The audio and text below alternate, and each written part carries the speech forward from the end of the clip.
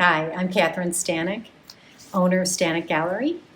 The title of the show is The Contemporary Figure. It's not just because these are contemporary artists rendering and handling things in a contemporary way, but it's more that the content is dealing with contemporary issues. There are also timeless issues that apply to everybody. It's ego and humility, grief and coping, and youthful angst, beauty and age, identity. Each piece was selected because of what is felt when you're viewing it. No matter who you are, where you're from, what you believe, what you don't believe, you feel. Everybody feels. And that's what this show is about. Tammy Belle Do is an artist from North Carolina. The work that's in the exhibition comes from her Identity series. The technique that she's developed involves watercolor, graphite, and caustic. They all lend themselves to this blurring and this shadowing effect. They're very highly detailed, but they're very atmospheric as well. She develops them over time until you have these ghostly images coming through underneath. It defines the details of the individual, but not really.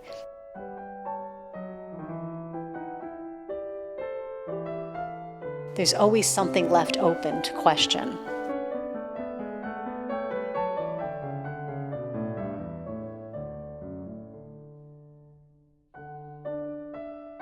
Some may think of Paul Cava and they think of photography, but I think of him more as a mixed media artist. Paul's technique and content gives the viewer something unexpected. He pushes you beyond tradition, beyond comfort zones. He explores emotion and sensuality in a very poetic way. He's using both his own photographs as well as some antique photos. Rendering on them, he's painting, he's drawing, he's printing. His study of poetry is particularly important in his work. He's going more towards a visual poetry, so words are important as an object more so than as a meaning. His work has an interesting way of looking back and forward at the same time. His work, to me, looks like a performance, very theatrical. Your eye dances around the surface. When I invited Paul to be in the show and I told him what it is about his work that intrigued me, he said, "You'd be interested in talking to Nancy Hellenbrand." What struck me was not that she was a photographer, but that she was exhibiting photography in a three-dimensional way. She was taking these printed images and crinkling them up and presenting them as three-dimensional objects. And that was fascinating to me. So Vanessa and I went to her studio. She has images hanging all over her studio, sitting on floors, sitting on pedestals in three-dimensionals in non-conventional ways. And we didn't know what we were looking at first. It was just this body of work that was emerging of people over the age of, I think, 70. And she's challenging that notion of beauty and how we see age. When people come in, they're struck by, wow, what is it? Is that a painting, a drawing, a photograph? Look at that, it's presented three-dimensionally. Look at how it's turning and bending. They see all of that before they see what's standing before them, and that's a torso or a figure of somebody who you wouldn't normally see in a fine art show. So I would say that Nancy has succeeded in changing how people approach age, beauty, and the contemporary figure depicted in art. Valerio Despina, originally from Italy, now living in Philadelphia. In the past, we've shown his industrial cityscape scenes where you have all of this frenetic energy moving you into the space.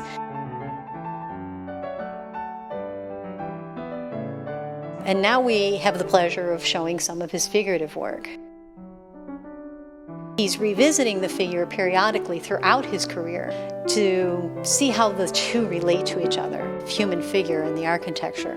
I do see our environment as an extension of who we are.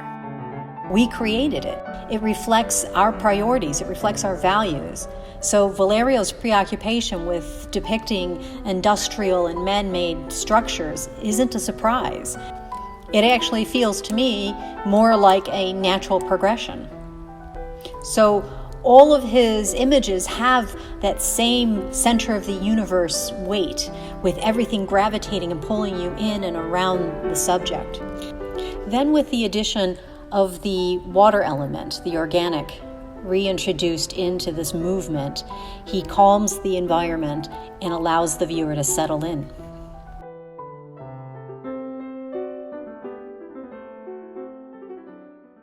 This is Heather, who is the muse for Carrie Dunn. When I look at his paintings, I see serenity, or maybe that's just the poses that I but that's what I see when I see all three of these paintings here. You're very beautiful, and I think he captured that. Thank you. I actually have a painting from Carrie in my home that I posed. It was a 6-hour alla prima, and it's a keepsake of mine. I feel honored that he would take the time to paint me. Carrie Dunn, the Philadelphia artist. Clearly he has skills to burn.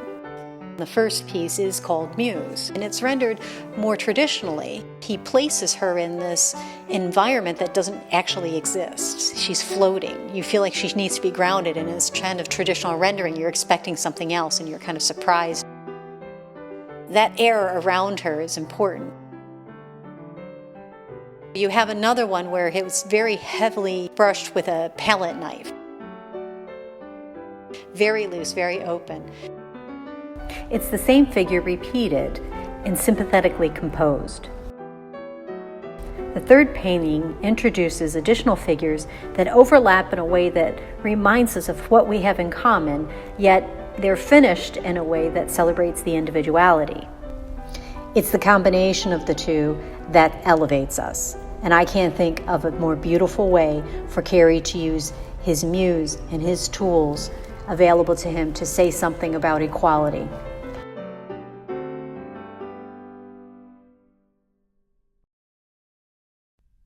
Stanek Kordich from Ohio, but originally from Croatia.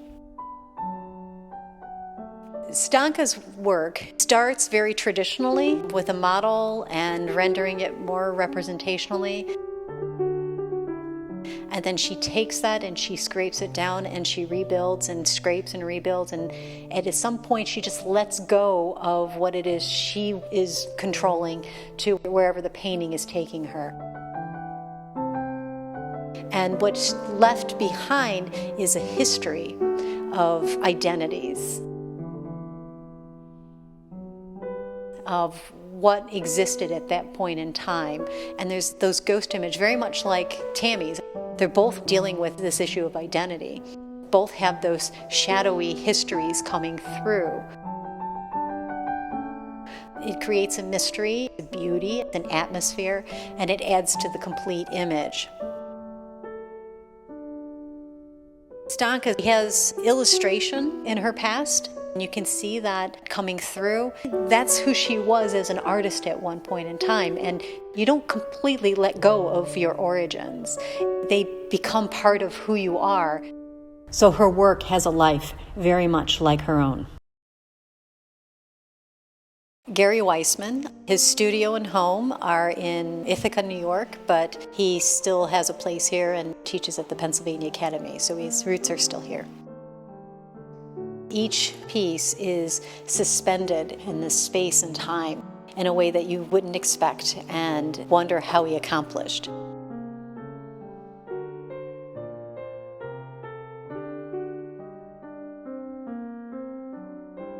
There's a series of 4 pieces that are an homage to grieving parents, parents who've lost a child. Not necessarily an infant child, but any child. No parent should suffer the loss of a child.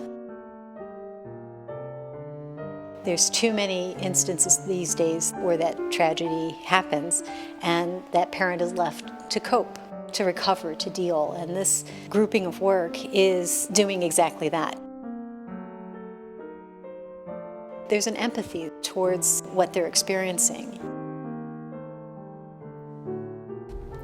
There is a struggle that is real, but the subjects are not surrendering, they're fighting.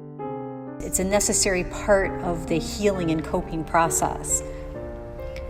The suspension quality that we see often in Gary's sculpture, in this context, works as a reminder of this being a transitional stage, a sort of an empathetic gesture.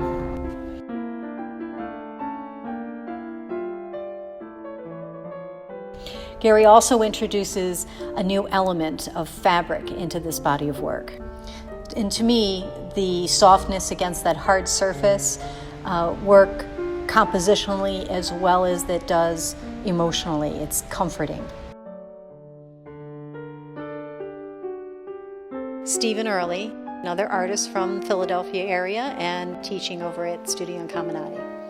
If you were to look up Stephen on the internet, you'll see this barrage of accolades and teaching and sought after for this and sought after for that.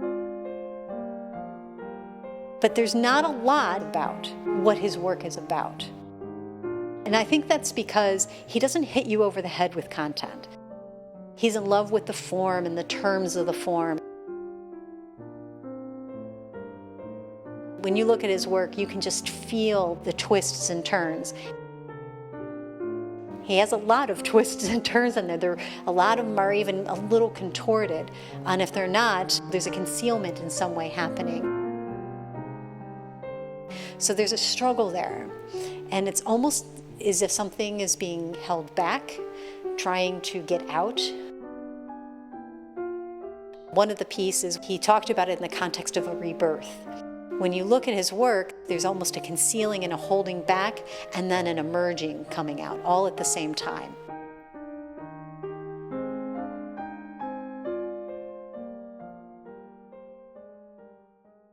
Leona Shanks splits her time between her studio and the successful operation of Studio Incaminati here in Philadelphia. She's committed to both, but torn.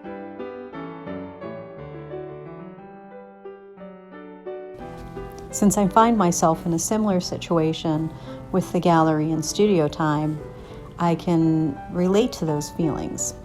So when I view Leona's work, I can feel that imbalance, that unsure and that unstable part of the composition. But the subjects are confident. They have an attitude that comes with that age. This invincible attitude that you're often robbed of the more aware you become, the more experienced you become. Leona has captured that moment just before doubt enters in and just before you become inhibited. In the time that I've had this gallery, going into our third year, I've curated myself into two of those shows. The first one was the very first show that said, this is who I am as an artist, and here are the artists that influenced my career. And this is the second time. The reason is I feel a connection to all of the artists in the show. They're all capturing something that is way beyond the surface, way beyond what you see first. It's about a feeling. I wanted to be exhibiting with a group that's doing that same thing. The gallery is taking up a great deal of time. I don't have a lot of studio time, but I did manage to work on and finish one new piece, along with two other important pieces that speak to the same idea, that space in between. The space where I exist as an artist, as a gallerist even. There's always the word too. You're too classical, you're too conceptual, you're too loose, you're too tight. There's always something that one end of the spectrum or the other seems to object to, so they don't fully accept who I am as an artist. Conformity is actually dealing with that. When you have a distinct point of view and it doesn't conform with the popular view of the room, I have two choices. You stand your ground, you maintain your point of view, and you're villainized. If you then conform, you lose a part of yourself. Either way, these fractions of yourself disappear. They get pushed away to the point that you feel constantly in this precarious position of which way do I go? So that's the new piece.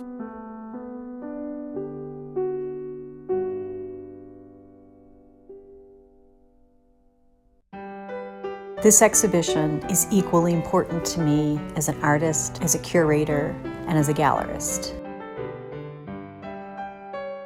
Yes, these are contemporary artists depicting the figure with talent and skill, but they're more than that. Their work has a depth, and it's a depth that's necessary now more than ever. And we need work like this in our lives to remind us to stop, investigate, and marvel at the discovery of what we're capable of. It's also that depth that allows us to connect with one another on a level that we tend to neglect these days.